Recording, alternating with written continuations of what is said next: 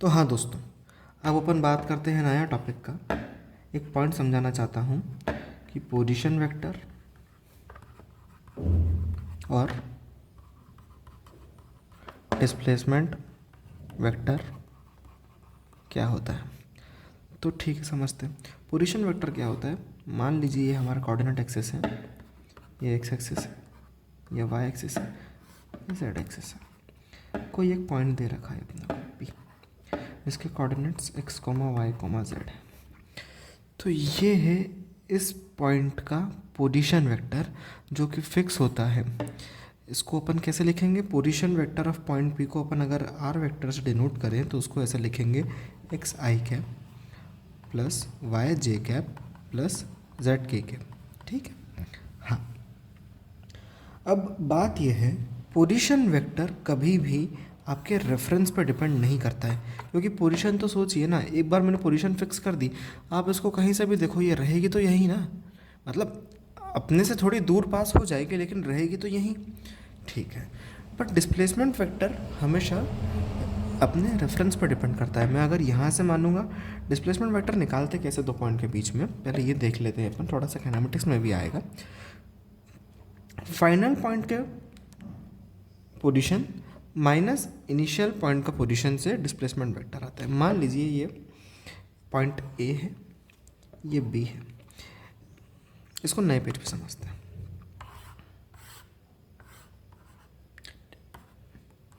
ये एक्स है, ये वाई है, ये जेड है। एक पॉइंट ए है, एक पॉइंट बी है। इसके कोऑर्डिनेट्स हैं एक्स वाई जेड, इसके कोऑर्डिनेट्स हैं पी क्यू आर। ठीक है। अब ए का तो पोजीशन वेक्टर क्या होगा। ए वेक्टर को पोजीशन वेक्टर ऐसा लिख देते हैं, x i cap plus y j cap plus z k cap. B vector का पोजीशन वेक्टर क्या होगा, p i cap plus q j cap plus r k cap. लेकिन ये ए बी वेक्टर क्या होगा, ऐसा कैसे लिखते हैं, जिसके तरफ हेड होता है उसका माइनस टेल वाले के कोऑर्डिनेट्स। ठीक है। इसका मतलब ए बी वेक्टर कैसे लिखाएगा। ए बी वेक्टर मतलब का मतलब होता है B vector minus A vector. इसका मतलब क्या होगा, p minus x i cap plus q minus y j cap plus r minus z k cap. ठीक है। पोजीशन वेक्टर समझ में आ गया, डिस्प्लेसमेंट वेक्टर समझ में आ गया। डिस्प्लेसमेंट अगर यहाँ से निकालना है तो अलग आएगा, यहाँ से निकालना है तो अलग आएगा, यहाँ से निकालना अलग आएगा। आपको जहाँ से चाहो वहाँ से निकाल सकते हो, उसमें कोई दिक्कत वाली बात नहीं है। ठीक है। अब इसके आगे अपन समझते हैं प्रोडक्ट ऑफ वेक्टर्स के बारे में। वेक्टर्स का दो तरीके से प्रोडक्ट होता है। एक होता है स्केलर और डॉट प्रोडक्ट, दूसरा होता है वेक्टर और क्रॉस प्रोडक्ट। उस टाइप का मल्टीप्लिकेशन वेक्टर इनटू वेक्टर, अगर स्केलर हो तो ये स्केलर प्रोडक्ट होगा, और अगर वेक्टर आएगा तो ये वेक्टर प्रोडक्ट होगा। कब कैसे क्या सीन बनेगा वो अपन समझते हैं। सबसे पहले अपन बात करते हैं स्केलर या डॉट प्रोडक्ट को लेके। ठीक है। क्या होता है सर ये बताते हैं। सबसे पहले अपन इसको डिनोट कैसे करते हैं। मान लीजिए मेरे पास ये दो वेक्टर्स हैं, ये वेक्टर ए है, ये वेक्टर बी है, इनके बीच का एंगल थीटा है। ठीक है।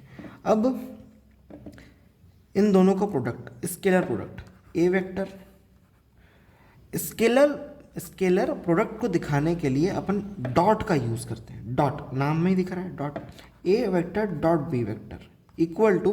अब इसको लिखते कैसे हैं, इसका वैल्यू क्या आएगा, इसका वैल्यू आता है mod of A vector into mod of B vector into cos theta. इसको वैसे समझाने को समझा सकता हूँ, पर ये रट लोगे तो बेहतर होगा। ठीक है। A vector dot B vector equal to mod of A vector into mod of B vector into cos theta. Cos theta क्या है? इन दोनों के बीच में बनाया हुआ छोटा एंगल, ये मॉड है। ये आपको साफ दिख रहा होगा, ये वेक्टर क्वांटिटी नहीं है, ये एक स्केलर क्वांटिटी है, तो इसके लिए अपन इसको स्केलर प्रोडक्ट भी बोलते हैं। आगे क्या बात समझ में? दूसरा, इसको अगर थोड़ा सा फिजिकली इंटरप्रेट करूँ तो क्या हो रहा है ये, अगर मैं यहाँ से एक परपेंडिकुलर डालूँ तो ये क्या है? ये क्या है? Projection of B vector on A vector, जिसकी मैग्नीट्यूड क्या आएगी? B cos theta. ठीक है, तो इसका मतलब यही है कि A vector dot B vector का मतलब यही है mod of A vector into projection of B vector on A vector और mod of B vector into projection of A vector on B vector. आई क्या बात समझ में? हाँ, इतना मुझे समझ में आ गया।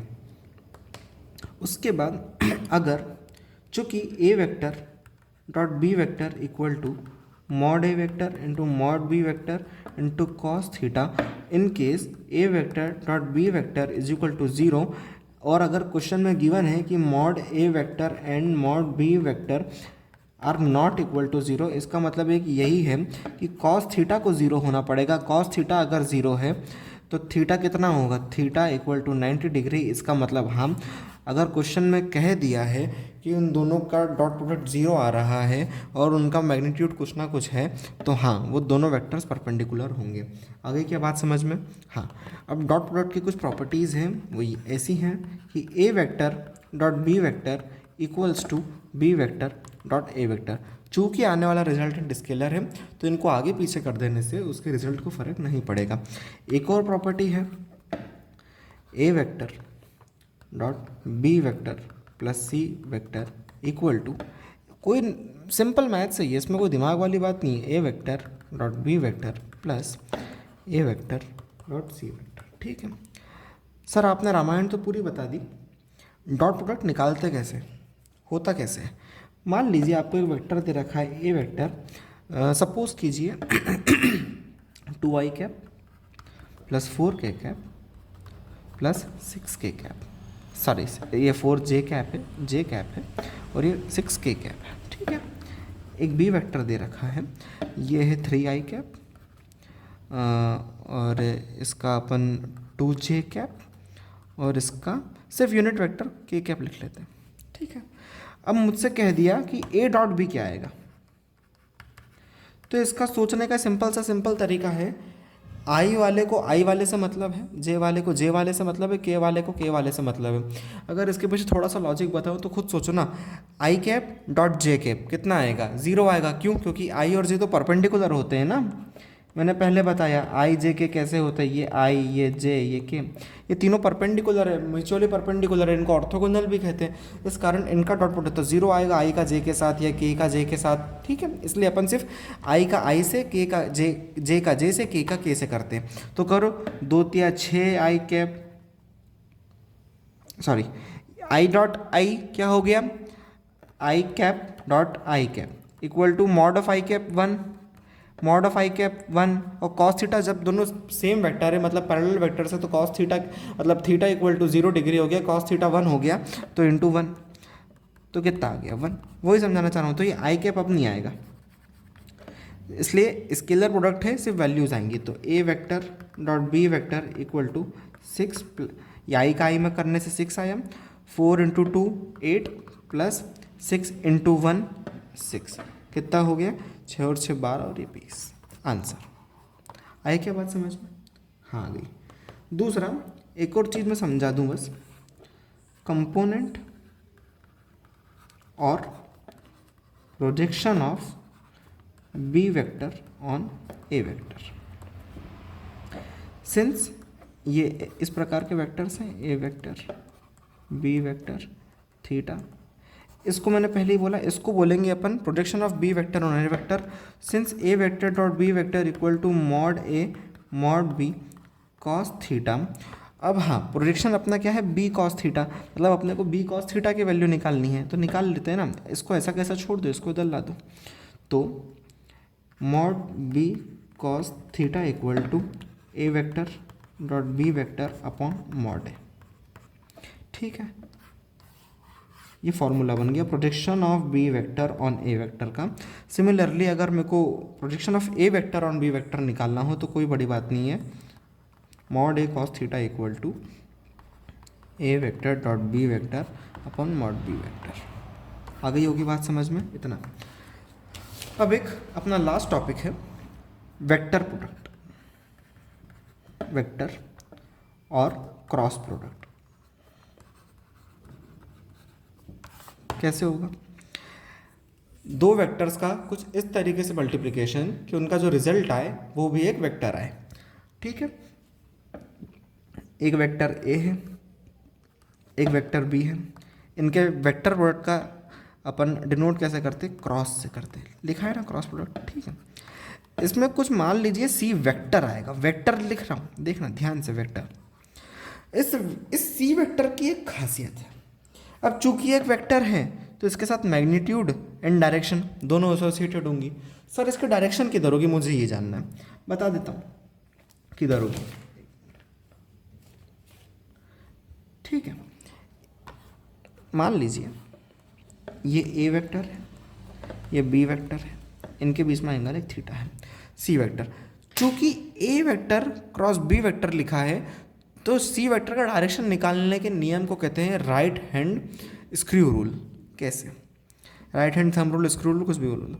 ए क्रॉस बी मतलब ए से बी, तो ए के तरफ 4 उंगली रखी, बी के तरफ उंगली को घुमाया, बी के तरफ उंगली को घुमाया और मेरा अंगूठा नीचे के तरफ जा रहा है, तो सी वेक्टर का डायरेक्शन किधर होगा? नीचे के तरफ। कुल मिला के कहा जाए तो ए और बी दोनों के परपेंडिकुलर होगा। आई क्या बात समझ में? सी वेक्टर एक ऐसा वेक्टर है जो कि A vector and B vector दोनों के परपेंडिकुलर है और किस डायरेक्शन में? नीचे के डायरेक्शन में है। यही अगर मुझसे B vector cross A vector पूछा गया होता है, इसको मान ले अपन डी वेक्टर बोल देते तो इसका डायरेक्शन किधर आता? बी क्रॉस ए, बी से ए, बी ऐसा है, ए ऐसा है, ऊपर के तरफ आएगा ये। ठीक है, ऐसा डिनोट कर देता हूँ, ये नीचे की तरफ आ रहा है, ये ऊपर की तरफ आ रहा है। आई क्या बात समझ में? हाँ, डायरेक्शन अपन ने समझ ली। उसके बाद हाँ, ए क्रॉस बी को अपन अगर सिर्फ मॉड का बात करें, सर इसका डायरेक्शन तो कैसे निकालते हैं आपने बता दिया, सर इसका मैग्नीट्यूड क्या आएगा सी का, ये तो बताओ। हाँ, तो mod of A vector cross B vector कितना आता है? इसका फॉर्मूला होता है mod of A vector into mod of B vector into sine theta. Dot product में अपन ने कॉस थीटा लिखा था, वेक्टर प्रोडक्ट में अपन साइन थीटा लिखते हैं। आ गई क्या बात समझ में? हाँ, अब एक चीज़ और मैं समझा देता हूँ। प्रॉपर्टी होती है कि A vector cross B vector is not equal to B vector cross A vector, क्योंकि अभी मैंने प्रूफ करके बताया, एक केस में जो रिजल्टेंट वेक्टर है उसकी डायरेक्शन नीचे आ रही थी और दूसरे केस में रिजल्टेंट वेक्टर की डायरेक्शन ऊपर आ रही थी। तो इससे मुझे क्या समझ में आया? A vector cross B vector is equal to minus of B vector cross A vector, क्योंकि मैंने फर्स्ट लेक्चर में बताया था पूरे वेक्टर में नेगेटिव का मतलब सिर्फ और सिर्फ डायरेक्शन से है, और अभी भी अपन ने देखा अंतर सिर्फ डायरेक्शन में आ रहा था, मैग्नीट्यूड तो सेम है, तो मैंने क्या किया, एक माइनस का साइन गिफ्ट कर दिया और कुछ नहीं। वेक्टर का एक और प्रॉपर्टी है, मतलब वेक्टर प्रोडक्ट का, A vector cross B vector plus C vector equal to A vector cross B vector plus A vector cross C vector. ऐसे ही एक और प्रॉपर्टी क्या है, बनाने को तो मैं हज़ारों बना दूंगा, ये सब टाइम पास है। A vector plus B vector cross C vector plus D vector equals to A vector cross C vector plus A vector cross D vector plus B vector cross C vector plus B vector cross D vector. समझ में आया ना? इसका इन दोनों से, इसका इन दोनों से। आ गई बात समझ में? हाँ, अब एक चीज़ और समझाता हूँ। आई कैप इंटू जे कैप क्रॉस जे कैप कितना आएगा? के कैप आएगा। बोलेंगे सर इसका मैग्नीट्यूड तो 1 है, तो हाँ निकाल के देख लो ना। आई और जे परपेंडिकुलर में होते हैं, 90 डिग्री होता है, तो साइन थीटा 1 हो गया। आई का मॉड 1, जे का मॉड 1, तो 1 इंटू 1 इंटू 1 1 आ गया, और इसका डायरेक्शन के कैप में आएगा। ठीक है, अब बस सर बोलोगे कब कब क्या क्या होगा, तो मैं समझाता हूँ। पहले तो इसको फील कर लेते हैं, बाकी बाद में ट्रिक बताऊँगा। ये आई कैप है, ये जे कैप है, ये के कैप है। Sir I cross J, I cross J देखो ऊपर की तरफ आया, के कैप की तरफ आई, बात समझ में। सिमिलरली सर के क्रॉस आई कितना आएगा, ले लो ना, के मतलब ऊपर की तरफ है, ठीक है, के क्रॉस आई मतलब जे।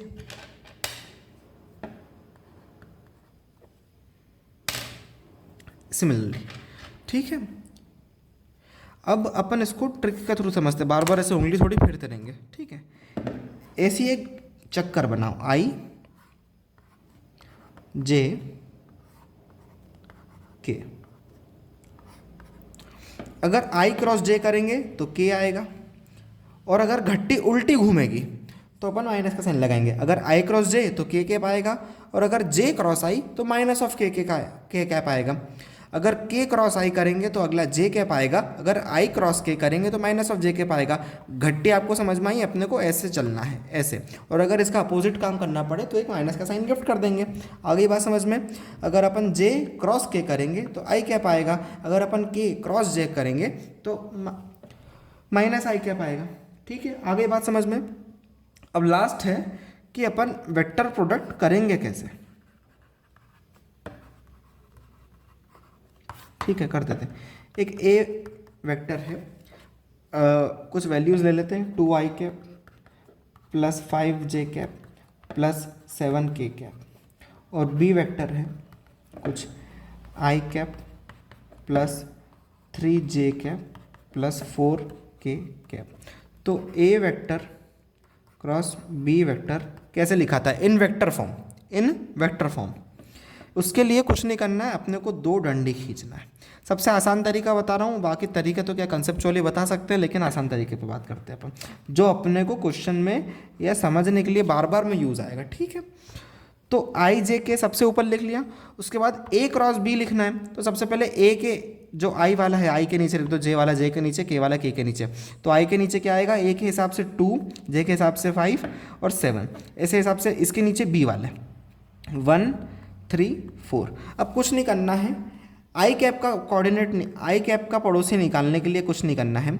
आई कैप को छोड़ के, आई वाली डंडी को छोड़ के देखो इस तरीके से, ऐसे आएंगे प्लस, ऐसे आएंगे माइनस। इस केस में 5 4 जार 20 माइनस 7 3 जार 21, ठीक है, प्लस इसके जे कैप में हमेशा ध्यान रखना अपने को उल्टा चलना पड़ेगा। या तो आप पहले से माइनस साइन गिफ्ट करके रखो या उल्टा चलो। मेरी आदत है मैं उल्टा ही चल लेता हूँ, बाद में माइनस का लफड़ा क्यों करना। तो आई कैप में अपन ऐसे चलते हैं, जे कैप में अपन ऐसे चलेंगे। तो 7 1 जार 7 माइनस 2 4 जार 8 जे कैप, प्लस के कैप के लिए, के कैप में वापस आई कैप जैसा 2 3 जार 6 माइनस 5 1 जार 5 के कैप, ठीक है। कितना आ गया, माइनस आई कैप माइनस जे कैप प्लस के कैप, ये एक क्रॉस भी आ गया, ये वेक्टर फॉर्म में। अब तुमसे कोई इसका मॉड पूछेगा तो निकाल लोगे ना, कैसे मैंने सिखाया था, अंडर रूट ऑफ -1 का स्क्वायर प्लस -1 का स्क्वायर प्लस 1 का स्क्वायर, कितना आएगा 1 1 1 √3। आ गई बात समझ में। इस तरीके से अपना एक पूरा चैप्टर ख़त्म होता है। एक बात और बता दूँ, किसी भी स्केलर को, वैसे नेचुरल सी बात है पर बताना मेरा काम है, वेक्टर से मल्टीप्लाई करेंगे तो वेक्टर ही आएगा। मतलब 3 into A vector equal to 3 times A vector. अगर इसका और अच्छे से समझना हो तो ए वेक्टर मान लीजिए कुछ इस तरीके से, हम 2i cap 3j cap plus 4k cap, और तो 3a वेक्टर क्या होगा 6i cap plus 9j cap plus 12k cap, ठीक है। तो इसी प्रकार से अपना पूरा चैप्टर वेक्टर ख़त्म होता है। अगर आपको और भी कोई डाउट रह जाए तो मुझे कमेंट सेक्शन में बता दीजिएगा। क्वेश्चन प्रैक्टिस करना हो, अगर आपको नहीं मिल रहे हो किताबों में तो मुझे बोल दीजिएगा, मैं और वीडियोज़ बना दूंगा। अभी तक के लिए इतना ही, थैंक यू।